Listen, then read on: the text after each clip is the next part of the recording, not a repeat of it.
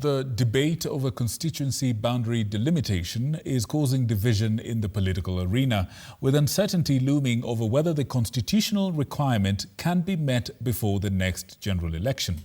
The delay is due to a lack of substantive Electoral Commission officers, despite the presence of a selection panel. Experts argue that the most viable solution within the remaining time is to support the National Assembly's proposal to extend the delimitation period. Our senior political reporter Elizabeth Mutuku has the details on this debate. The reality of boundary delimitation, as mandated by Article 89, Section 2 of the Constitution, is hitting the political class hard. The crucial exercise seemingly unlikely to take place as planned, and even if it does, it could potentially make the situation even messier than it is already.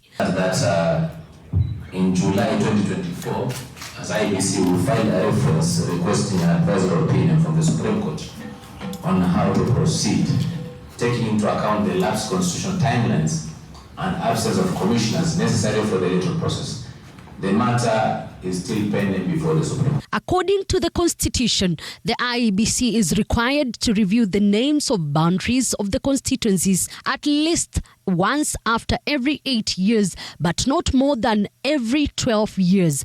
Any review must be completed at least 12 months before a general election. The Commission has the authority to determine the names and the boundaries of constituencies, as well as periodically review the number, names, and boundaries of county assembly wards. When you argue it from what the practical requirements of the action are, then it's going to be nearly impossible.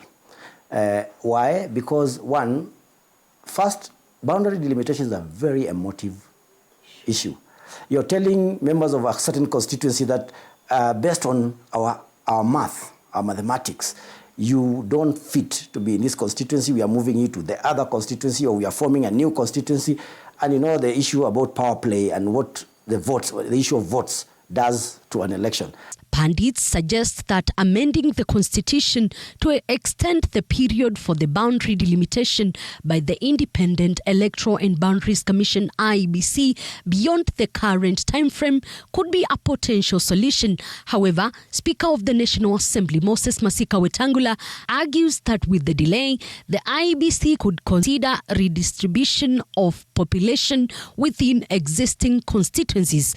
County boundaries, on the other hand, can only be altered through a resolution recommended by an independent ad hoc commission specifically set up by Parliament for that purpose. Now, if they never met that criteria, they are supposed to be declared not functional constituencies now. So there's still an entire judicial issues about how do we deal with that particular issue now that we have not delimited the boundaries. If you are going to push this thing to 10 to 20 years, which will mean that the upper limit is going to be 2032, the politicians going to see the wisdom of trying to make some changes now before the 2027 elections, or are they going to wait until, because it's a political process? Article 129 of the Constitution mandates the IEBC to merge constituencies and propose new ones, increase the number of wards from the current 1,450 as long as the number of constituencies remains fixed at 290. Elizabeth Mutuku, TV 47, Nairobi.